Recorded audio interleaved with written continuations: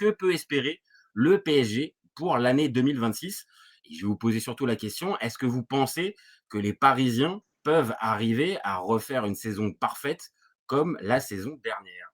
Qu'est-ce que vous en pensez? Allez, je te lance d'abord Nico. Bah, écoute, moi, je pense que ça dépend on va dire, de trois facteurs. Tu as un facteur physique, un facteur, on va dire, que j'ai appelé un facteur de faim, et un facteur d'adversité. Et je vais rapidement sur chaque. En gros, physique, on le sait très bien, c'est est-ce que le PSG, vu la fatigue générale et potentiellement les blessures, donc celle actuelle et celle future, est-ce que ce sera possible du coup de rééditer les mêmes performances à cause de ça, sachant que tu as une CAN et une Coupe du Monde aussi en fin de saison. Moi, je pense que c'est plein de choses qui peuvent influencer, notamment négativement, les performances du PSG sur la deuxième partie de saison. Ensuite, t'as le facteur de la fin, c'est-à-dire qu'en fait, tu viens de gagner la Ligue des Champions, la première de ton histoire. Est-ce que tu vas vivre le fameux syndrome qu'en Italie on appelle de pancia piena, tu sais, c'est en mode bon bah t'as bien mangé quoi, et est-ce que t'as encore assez la dalle pour aller chercher une Ligue des Champions alors qu'on sait que c'est mentalement et physiquement très très dur d'y aller.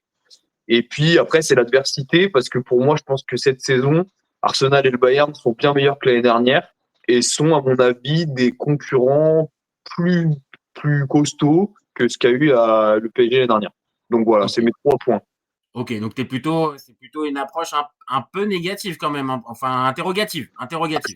Ça va être Interrogative. compliqué. Moi, je pense que ce qui est assez fou, c'est que le PSG a réussi à maintenir son niveau tactique, on va dire, son niveau collectif, même avec les absences. Donc ça, c'est le côté un peu positif. Ils sont quand même très forts et ils l'ont montré sur certains matchs. Mais effectivement, tu es obligé de prendre les trois autres facteurs que je viens de dire avant en compte, parce que ça va jouer, c'est sûr. Ouais, c'est sûr. Aurel, toi, spontanément, qu'est-ce que tu penses que peut espérer le PSG pour 2026? J'aime bien les trois facteurs de Nico parce que ça permet un peu de répondre point par point. Bon, quand tu regardes déjà le déroulement de la saison, tu sens qu'ils ont comment il n'y a pas de digestion de la Ligue des Champions. Alors peut-être à cause de la Coupe du Monde des clubs, hein, Ouais. mais t'as cette sensation qu'ils ont quand même encore faim. Même si voilà, ils ont perdu contre le Bayern, derrière ils sont tout de suite rattrapés en fouettant Tottenham. Mais évidemment, ce qui joue, on parle du facteur physique. Est-ce que Doué va continuer de se blesser toutes les 5 minutes? Dembélé aussi, parce que en fait, et là, ça va rejoindre aussi le facteur adversité, c'est que là, tu arrives à t'en sortir parce que tu ne joues pas que des gros. En Ligue des Champions, même si tu as enchaîné quand même Bayern, Tottenham. Le Barça, le Tottenham, Barça, hein. pas. Il y a C'est le match au ça, Barça, ça, hein, ça- quand même, hein. Où ouais, tu vas gagner là-bas. Il y a quand même, ouais. il y a quand même un peu d'adversité, en fait. Là où je peux comprendre, c'est plus la Ligue 1. Oui, il y a quand même une certaine marge et même le PSG un peu amoindri et tout ça. Bon, tu sens quand même que le PSG, en tout cas, je trouve, a une certaine Attention marge. quand même avec le PSG parce que on l'a vu avec la perte du Classico. Là, ça a perdu 1-0 contre Monaco. Alors évidemment du Grand Monaco, c'est-à-dire que je sais pas contre qui ils jouent La ce semaine week-end, prochaine, mais ils vont perdre. Non, mais ils vont reperdre la semaine prochaine. Mais là, ils étaient en tenue de gala, ils avaient envie de jouer, ils ont gagné. Et là, ce PSG-là, peut-être que contre une équipe de Ligue 1 peut-être plus motivée, il y a peut-être moins de marge. Mais par contre, pour tout le reste des autres équipes, à partir de la troisième, quatrième place, le PSG, pour moi, est quand même en domination, hmm, même avec des joueurs à main, je trouve, hein. Mais, Ouais, mais mais attention, attention, hein. parce que Attention. à te battre dans ton championnat, si tu vas laisser à te battre un peu plus dans ton championnat, tu vas y laisser des plumes. Et bon, alors moi, forcément, je vais pas ronchonner parce que ça permet d'avoir un championnat plus qu'intéressant. C'est qu'on va dire voir Lens qui est premier, c'est toujours revigorant. Voir l'OM qui est pas loin aussi d'avoir le championnat, enfin, ce suspense est toujours positif pour le championnat. Et en fait, c'est dommage d'ailleurs que on ne puisse pas le vendre 1 milliard d'euros. Mais ça, Oui. c'est une aparté. Bah après, Oui, attention, l'OM, s'il fait, enfin, ça aussi, il faut prendre en compte, si Marseille fait pas n'importe quoi, Paris est troisième de Ligue 1 en ce moment. Donc après, est-ce qu'ils sont si safe que ça cette saison? Ils vont certainement passer la seconde à un moment, mais encore, si les autres équipes continuent dans cette dynamique-là, ça va être compliqué, hein. Après, perso, je trouve le PSG un peu essoufflé. Ouais, Mais moi c'est aussi. normal. Je pense qu'on est tous d'accord. Je pense que le PSG donne pas la même sensation de plénitude que l'année dernière à la même époque. Maintenant, c'est aussi pour ça que je vous pose la question. Est-ce que 2026, ça, on va dire, on est obligé d'avoir une tendance toujours avec ces interrogations, ces questions physiques et peut-être ces incertitudes? Moi, je vous pose une question juste. Le mercato, le PSG peut pas être actif sur sur cette fenêtre de mercato et je dis pas forcément aller chercher trois, quatre titulaires, mais aller peut-être chercher deux, trois joueurs qui peuvent rentrer dans la rotation et qui peuvent permettre de faire souffler certains joueurs et résultat d'arriver dans le sprint final beaucoup plus armé que ce qu'on peut avoir maintenant. Vous, pour vous, le mercato, le PSG va faire un truc ou ça va rester comme ça? Nico, tu penses Bah, quoi? en fait, ça dépend de plein de facteurs aussi, mais dans l'idée, je pense que tu as raison, il faut qu'il le fasse. Parce qu'on voit que, notamment derrière Hakimi, bon, bah, Zaïre Emery, c'est quand même meilleur que l'année dernière au poste d'arrière droit, mais c'est quand même pas son poste. Tu vois que derrière Nuno Mendes, c'est quand même compliqué. Hein. On va pas revenir sur les derniers déboires à chaque fois de Hernandez qui sait pas faire autre chose que du MMA avec ses coudes, malheureusement. Mais 29 ans quand même, hein, c'est chaud. Hein. ouais, c'est un peu chaud. Donc, tu vois, à ces postes-là, c'était compliqué. Pourquoi pas aussi encore un petit renfort devant? Tu peux le faire. Après, le souci, c'est, et surtout sur le mercato hivernal, est-ce que tu auras des opportunités de marché qui vont faire que? Parce que ça ne dépend pas que du PSG. Hein. C'est ça, c'est que l'année dernière, l'opportunité de marché, tu en avais une grosse, enfin, avec un joueur à très grosse valeur et à très gros talent qui était Gvara. Et Oui. bah, cette année, je vois pas de joueur vraiment bloqué comme ça.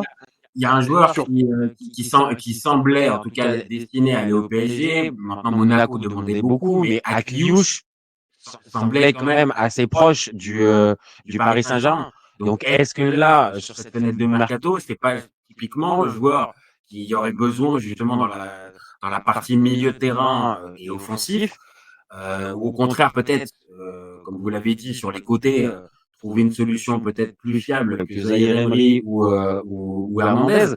Moi, je pense que si le PSG, on vient de le dire, arrive à faire deux, trois joueurs supplémentaires, je pense qu'ils peuvent arriver à refaire le coup de 2025. Hein. Pour moi, c'est pas impossible parce que la dynamique, Ouais, pour moi, vous ce me sera l'avez plutôt dit. des jeunes espoirs. Ouais, tu penses? Tu Tu penses penses pas pas que que ça ça ira ira Enfin, chercher un joueur type Gvara comme l'année dernière? Tu penses que ça peut bah, pas? tu vois, tu parles d'Akliouche, compliqué Akliouche à 3 mois de la Coupe du Monde d'aller se foutre dans un merdier comme le PSG. Enfin, je dis dans un merdier parce que il y a beaucoup de concurrence, hein, pas parce que c'est pas, comment dire, un merdier, parce que il y a une sale ambiance et tout ça. Non, c'est juste que ça peut être très compliqué pour lui. Il vient enfin alors je dirais pas s'imposer dans le groupe France, mais au moins de faire partie des joueurs qui comptent. Je le vois pas perso, bah tu vois là je le vois pas bouger. En revanche cet été, je pense que Monaco peut dire adieu à Magnès. Ah oui, non, ça cet été, et ça cet été, ça je pense on va tous être d'accord. Maintenant, là, sur cette fenêtre-là, maintenant, il y a aussi le retour de Dembélé. est-ce que Est-ce que Dembélé, Dembélé, est-ce que vous croyez, par exemple, à, je dis pas forcément la même saison parce que ça semble compliqué d'arriver à réaliser une saison Ballon d'Or pour Dembélé, mais est-ce que là, justement, le fait de revenir, ça peut pas rebooster aussi le PSG et donc espérer aussi un truc plus fort en 2026? Ouais. Le retour de Dembélé ne peut que être bénéfique. Moi, Je pense maintenant, je sais pas, Nico, t'as l'air plus dubitatif. Non, si, évidemment, quand tu retrouveras avec notamment le bon type, hein, notamment quand t'as Hakimi qui reviendra, quand t'auras vraiment tout le monde, et même Doué, je pense que, évidemment, tu peux que gagner en qualité de 11.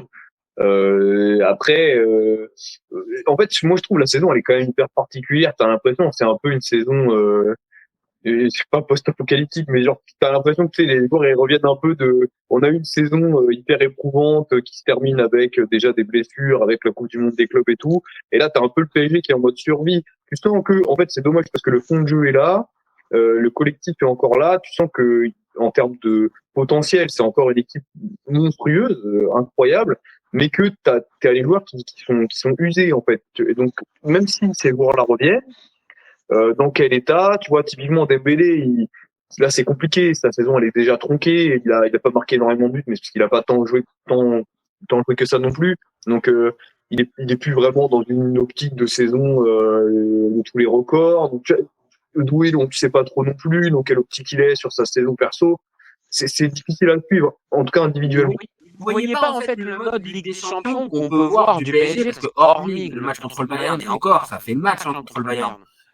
Mais vous voyez pas un PSG qui se remet, on va dire, en mode soirée de gala, qui aligne les grosses performances et surtout qui fait flipper un peu les autres. Non, vous, ça vous. Ah si, il fait flipper quand même, comme tu l'as dit. Hein, voilà, sur le classement de Ligue des Champions, bon bah il y a le Bayern et Arsenal devant lui, mais derrière, bon bah quand tu vois, enfin c'est bête à dire, mais ce match de Barcelone, il est quand même hyper symbolique. Ils venaient avec pas mal de remplaçants et ils ont fini par gagner contre l'équipe qui est première de Liga actuellement. Ouais, c'est ça. Et il était super motivé en plus pour taper le PSG. Il y avait. Oui, parce qu'il y avait non, tu sais, ça aurait dû être nous en finale. C'est ça, c'est Yamal qui aurait dû avoir le ballon d'or et ceci. Ah oui, c'est vrai, c'est une grosse chose sur ce match. Et on l'a vu, le PSG a réussi à le gagner. Je vais pas dire facilement, mais quasiment. Sur la deuxième mi-temps, il y a limite pas photo, alors qu'en plus, il manque des joueurs. Donc, je sais pas, moi, ces images-là, avec des joueurs qui reviennent, et là, on va arriver dans les matchs à élimination directe. Franchement, ok, peut-être le PSG est un peu à bout de souffle, mais est-ce que sur 180 minutes contre des gros adversaires, ils peuvent pas ressortir des gros matchs? Ah si, mais moi j'ai pas dit qu'ils feront rien en Ligue des Champions. Moi je dis juste que enfin, ils vont le faire. Tant qu'ils retombent pas, à mon avis, contre Arsenal ou le Bayern, ils seront favoris à chaque match, même de Ligue des Champions. C'est juste que vu leur dynamique et vu la dynamique du Bayern et d'Arsenal, à partir du moment où ils vont recroiser une de ces deux équipes-là, pour moi, il faudra se remettre dans le contexte avec les blessures, les machins et tout, mais il est possible que le PSG soit pas forcément favori. Mais c'est tout. C'est juste, alors que tu vois, l'année dernière, sur la deuxième partie de saison, oui, tu te disais attention au Barça, attention à l'Inter, mais je savais pas trop hiérarchiser parce que ça avait pas mal bougé dans la saison, sur notamment les états de forme. Cette saison, c'est un peu différent, pour l'instant en tout cas. Est-ce que vous les voyez, par exemple, refaire ce qu'ils ont fait l'année dernière sur la deuxième partie de saison? Là, je suis en train de partager les stats avec 34 matchs, 29 victoires, 2 nuls, 2 défaites, genre un truc rouleau compresseur. C'est logique pour vous ou pas? Je suis un peu plus mitigé. Pour moi, ça fera demi. Après, voilà, ça fait demi de Ligue des Champions. Si ça fait finale, tant mieux. Mais je les vois pas aller au-delà de la demi, ce qui est déjà un super résultat. Hein. Ça, il faut pas l'oublier que finir dans le dernier carré de la Ligue des Champions, alors que tu viens de gagner la Ligue des Champions, voilà, le PSG pourra se dire, on a fait une bonne saison, hein, parce que gagner la coupe aux grandes oreilles, c'est un objectif. Maintenant, tu as quasiment 15 équipes qui ont cet objectif chaque année, et à la fin, t'as qu'un seul élu. Hein. Oui, mais je suis d'accord. En fait, je rejoins. Je crois que c'est Guardiola qui disait ça. Guardiola disait à partir du moment où, en plus, quand tu es champion dans ton championnat respectif et que tu vas en demi-finale de Ligue des Champions, tu as réussi ta saison. Parce qu'en fait, à partir du moment où tu arrives en demi, après, tu es tellement contre des équipes monstrueuses aussi, ça joue des fois tellement un détail à pas grand-chose que tu peux pas maîtriser vraiment ce qui se passe. Donc à partir du moment où tu arrives en demi-finale Ligue des Champions, si en plus tu es champion dans ton championnat domestique, en fait, tu as réussi ta saison. Et le PSG, là, il y a de gagner de toute façon. Donc on verra. Moi, je pense que ça dépendra aussi pas mal de leur inertie, de leur dynamique au moment où ils arriveront. Donc je pense vers le mois de février-mars. Si là, tous les titulaires sont en forme, sont en confiance, voilà, peut-être qu'on en discutera sur le tête-à-tête avec le Bayern et Arsenal. C'est juste que là, à l'instant T, ça paraît plus compliqué, mais on verra à ce moment-là. Non, c'est sûr. Bon, là, je vous demande juste de vous positionner, juste pour terminer notre débat. Le PSG, c'est champion ou c'est pas champion? Là, le champion. Ouais. Non, champion en Ligue 1. Champion en Ligue 1? Ouais, je dirais oui, moi. Je dirais oui. Ils vont peut-être quand même repasser la zone. Allez, ouais, si, je dirais oui quand même. Ouais. J'ai envie d'être joueur et de dire non, et ils perdent le titre à moins de 3 points.